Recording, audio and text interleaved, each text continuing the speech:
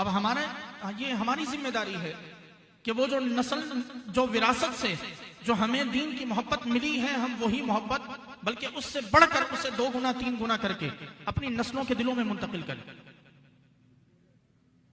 क्योंकि आगे आने वाले दौर में हम टारगेट नहीं है। ये बड़ी उम्र के लोग, ये बुजुर्ग जितने बैठे हैं, ये किसी गैर मुस्लिम का टारगेट नहीं है, ये किसी बदअकीदा का टारगेट नहीं है। लोगों का टारगेट सिर्फ और सिर्फ नस्लें हैं कि जो आज से 10 साल बाद, आज से 20 साल के बाद हमारी जगह ले चुकी होंगी।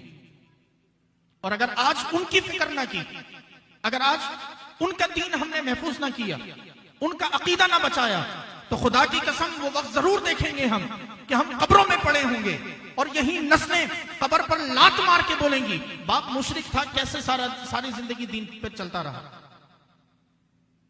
अगर आज हमने इनके अकीदों की फिक्र ना की, अगर आज हमने इनके एतकाद को ना बचाया, इनके नजरियों के इर्द गिर्द हमने पुरानी हुदूद को ना खड़ा किया, इनके दिलों में अल्लाह और उसके रसूल की मोहब्बत को ना डाला, तो कल को यही नस्लें होंगी कि जो अपने पिछलों को, अपने आबा व अजदाद को गालियां देती फिरती होंगी। इसलिए वक्त है अपने घरों में कुरान की तालीम को आम करें। वक्त है कि अपने बच्चों के दिलों में दीन की मोहब्बत को पैदा करें।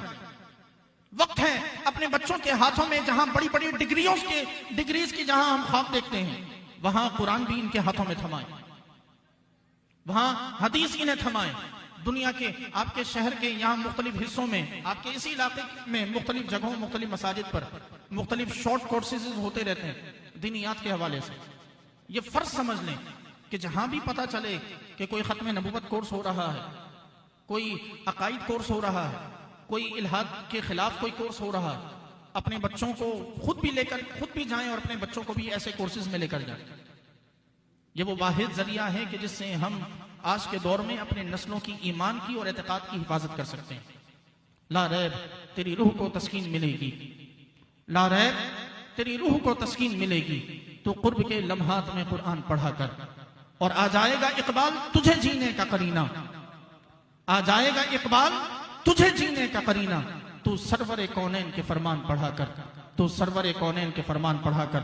व आखिर दावाना अल्हम्दुलिल्लाहि रब्बिल आलमीन।